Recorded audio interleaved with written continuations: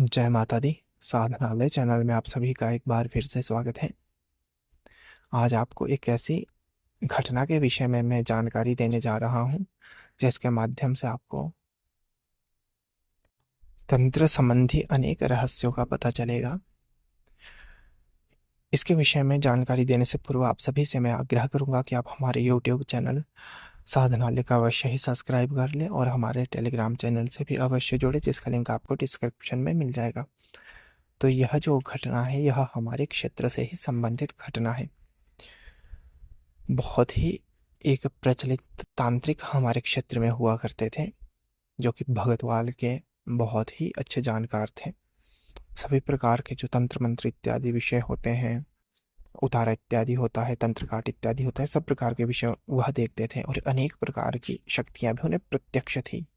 यह बात उनके गुरु के माध्यम से हमें पता थी और मुख्य रूप से वह भगवती महाकाली के उपासक थे। उन्हीं की साधना इत्यादि किया करते थे और शाबर मंत्रों का उन्हें बहुत भली प्रकार से ज्ञान था। उन्होंने अपने जीवन में जितनी भी साधनाएं की, जितने भी प्रकार के मंत्र उन्हें अपने गुरु से प्राप्त हुए, अपने पूरे साधनात्मक यात्रा में उन्हें प्राप्त हुए, उन सभी मंत्रों को, उन सभी अनुभवों को उन्होंने अपनी एक डायरी में लिख के रखा था। और इतने जागृत उनके शाबर मंत्र थे जो मात्र और मात्र एक माला में अपना ऐसा प्रभाव दिखाते थे जो कि अन्य मंत्र पूरे कई कई दिनों की साधना में अपना प्रभाव दिखाए। इतने प्रकार के वह सिद्ध शाबर मंत्र उनके पास संकलित थे। तो वह उन्होंने अपनी डायरी में लिख रखे थे और वह डायरी उनके जो अपना घर में ही जो उनका साधना कक्ष था वहाँ उनकी अन्य सामग्रियों के साथ वो रखी रहती थी। परंतु उनका सख्त निर्देश था कि उनकी आज्ञा के बिना कोई भी इसे कदापि हाथ ना लगाए। तो एक बार ऐसा हुआ कि जब उनकी आयु पूर्ण हो गई, उनका शरीर पूरा हो गया और उनकी पूरी जो अंत्येष्टि क्रिया होती है वह सारी संपन्न कर ली गई। तब कुछ दिनों बाद जब सूतक इत्यादि हट गया तो उनके प्रपौत्र यानी उनके पोते जो थे वह लगभग हमसे आधी आयु के थे। अभी काफ़ी कम उम्र में वह थे, पर उनकी रुचि इस प्रकार के विषयों में थी। परंतु क्योंकि जब उनके दादा इत्यादि जीवित थे तो उन्होंने किसी भी प्रकार का कोई विषय उनसे सीखने का प्रयास नहीं किया था और उनके जो पिताजी थे वह इस विषय में, इन विषयों में बिल्कुल भी रुचि नहीं लेते थे। वह तंत्र इत्यादि क्षेत्र से पूर्णतः विपरीत थे। तो जब उनके जो आगे प्रपौत्र थे, जो लड़का था, उसने प्रयास किया उनकी चीज़ों को देखने का, तो उन्हीं बीच उसे उनकी वह डायरी प्राप्त हो गई जिसमें उन्होंने अपने अनेक प्रकार के मंत्रों को लिखा था। तो उन्हें याद आया कि जो उनके दादाजी थे उन्होंने सख्त निर्देश दिया था कि किसी भी प्रकार से इस डायरी को कोई उनकी आज्ञा के बिना खोलने का प्रयास ना करे। परंतु अब वह तो शरीर में थे नहीं, इसलिए उन्होंने सोचा कि अब इस डायरी को खोल के उन्हें देखना चाहिए। तो उन्होंने जैसे ही उस डायरी को खोला, प्रथम जो उनका पन्ना था वह खोलते ही वह एकदम से धड़ाक करके गिर गए।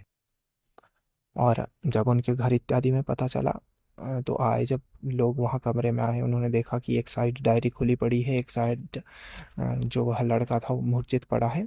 तो वह विषय को समझ गए और उन्होंने तो सबसे पहले एक जानकार को वहाँ पे बुलाया जो सामान्य रूप से ऐसे झाड़ फूंक इत्यादि कर लेते थे। तो उन्होंने देखा तो मंत्र के माध्यम से उन्होंने उसे चेतना दी, उसे जगाया, वह जाग गया। परंतु उसकी उस समय जो हालत थी वह बहुत खराब थी। वह विक्षिप्तों की भांति क्रियाएं कर रहा था, हंसता था, कभी रोता था, कभी चिल्लाने लगता था, कभी इस प्रकार से व्यवहार करता था जैसे उसके साथ कोई है। इस प्रकार से अनेक विक्षिप्तताओं वाली हरकतें वह लड़का करने लगा था। और जो जानकार व्यक्ति वहाँ आए थे उन्होंने भी अनेक प्रयास कर लिए परंतु वह ठीक नहीं हो पाया। फिर उनके जो घर वाले थे उन्होंने अनेक प्रकार से अनेक डॉक्टरों को उन्हें दिखाया। काफ़ी समय तो वह पागल खाने में भी रहा परंतु वह ठीक नहीं हुआ। फिर अंत में हमारे क्षेत्र के ही एक भैरव उपासक है जो उस समय कहीं बाहर गए हुए थे, परंतु जब वह 1.5-2 महीने बाद वापिस अपने स्थान पर आए तो उस लड़के को उनके पास ले जाया गया। उन्होंने देखते ही सारी स्थिति भांप ली, जान ली कि हाँ इस प्रकार से विषय है। उन्होंने उनके घर वालों के भी बताया कि हाँ बिना आज्ञा के और बिना उचित विधि विधान के इन्होंने इस डायरी को खोलने का प्रयास किया है। फिर उन्होंने अनेक रहस्य वहाँ खोले कि इस डायरी पर जो उनके दादाजी थे, उस लड़के के दादा थे, उन्होंने अनेक प्रकार की शक्तियों का पहरा बैठाया हुआ था। उस डायरी पे अनेक बंधन उन्होंने लगाए गए थे, जिन्हें बिना उत्कीर्णित किए खोलने पर वह शक्तियाँ कुपित हो गई। हाँ, ऐसा अनेक बार होता है, जैसे आप देखते ही होंगे जहाँ गड़े खजाने होते हैं, वहाँ भी अनेक प्रकार की रक्षक शक्तियों का बंधन लगाया जाता है। उसी प्रकार से कोई संदूक इत्यादि जैसे किसी तांत्रिक व्यक्ति का हो तो वह अवश्य उन्हें बंधन में रखता है। वैसे ही जो यह महत्वपूर्ण जानकारियाँ होती हैं, जो हम चाहते हैं कि किसी अन्य व्यक्ति को प्राप्त ना हो, और वह यदि उसे प्राप्त भी हो जाए तो उसकी ऐसी स्थिति हो जाए कि वह किसी अन्य को वह चीज़ ना बता पाए, इसलिए इस प्रकार की शक्तियों का पहरा ऐसी चीज़ों पर लगाया जाता था। और मंत्रों पर भी ऐसा पहरा लगाया जाता है। जैसे अनेक प्रकार के शास्त्र आपने देखे होंगे, उनको आप कितना ही जप लीजिए वह सिद्ध नहीं होंगे, अपना कार्य नहीं देंगे। और कई बार तो ऐसा होता है कि उनको बिना आज्ञा के, बिना उचित मार्गदर्शन के जपते हैं तो सीधे सीधे मानसिक विक्षिप्त ही व्यक्ति हो जाता है। वह इसी कारण होता है क्योंकि उन शाबर मंत्रों को जगाने की विधि आपको पता नहीं होती है। तो इसी प्रकार का विषय उस लड़के के साथ भी हुआ था। तो फिर उन्होंने, जो भैरव उपासक थे, उन्होंने उन्हें, जो उस पे शक्तियाँ कोपित हुई थी, उन्हें क्षेत्रपाल के यहाँ बुलाकर प्रत्येक की हाजिरी देकर उन्हें शांत किया। उनके नाम से जो भी भोग भेंट लगा उसे दिया, और फिर उन्हें जो भी उसके शरीर पे शक्तियाँ थी उन्हें उतार दिया गया था। फिर उन्हें शांत करके तत्पश्चात वह जो बालक था वह ठीक हुआ, उसकी बुद्धि ठीक हुई थी, और फिर उसने इस प्रकार का कोई प्रयास नहीं किया। और गुरु कृपा से, भगवती कृपा से जो वह डायरी थी वह हमारे पास आज भी सुरक्षित है।